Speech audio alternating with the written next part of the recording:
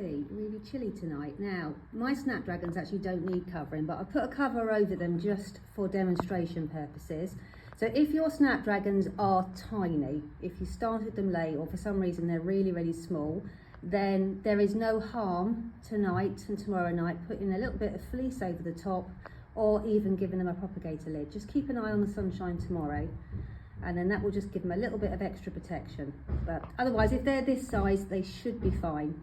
As I say, it certainly won't do them any harm.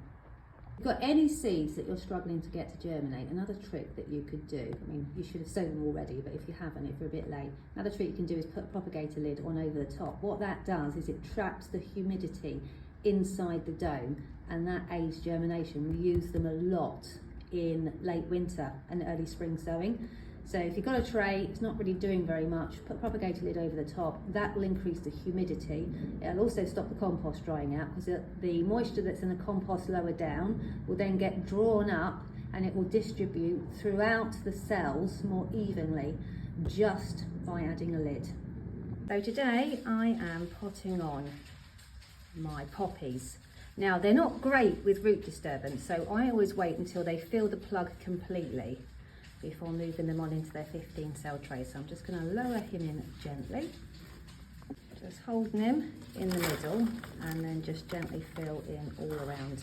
If your poppies are not big enough yet to have filled their cells, then just leave them be and let them grow on for a bit longer. You have one here that's got 2 plants. Now, what you can do is you could just snip out the weaker plant.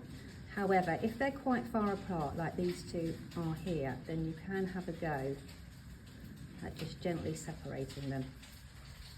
There we go. Hopefully, that is so little root disturbance that they won't even notice. So I'll pop that one in the cell there.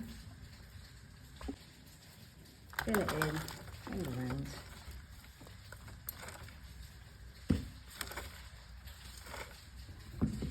And then gently lower the second one in, just keeping it in the centre.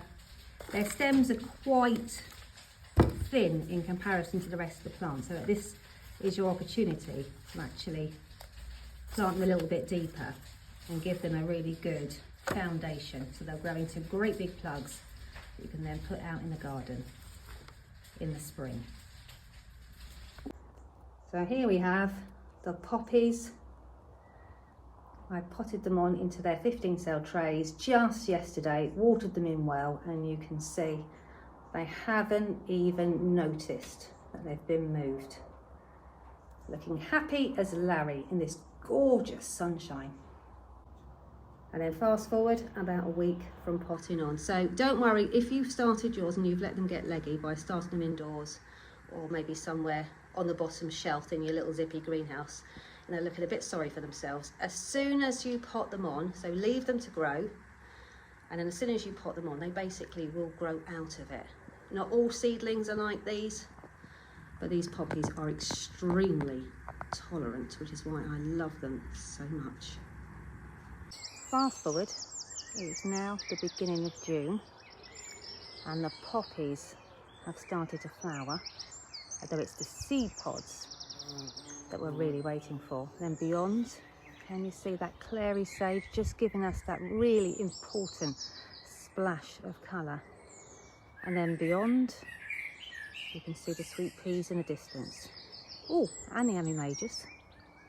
Look at that.